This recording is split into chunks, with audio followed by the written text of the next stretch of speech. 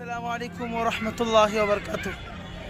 আমরা ঈদগাহ মাঠে খেলতে খেলতে একটা জিনিস দেখতে পেলাম, আপনাদেরকে দেখাবো। এই যে কোটি টাকার মিনার দেখতে পাচ্ছেন, কোটি টাকার মিনার। এটা এত বড় সৌন্দর্য ঈদগাহ মাঠ, মাশাআল্লাহ, খুব খুশি সবাই। এই যে কোটি টাকার মিনার, এখানে কি এটা বলে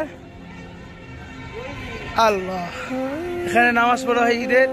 কিন্তু বিষয় হচ্ছে, দেখেন কিছু খবিশ পোলাপাইনে এই জিনিসটাকে মানে সিগারেট, বিড়ি, মদ, জুয়ার আড্ডা বানায় আছে। এখানে কালেমা আছে, কালেমা শরীফ আছে, এই জায়গাতে তারা কি করে আড্ডা বানায় ফেলেছে।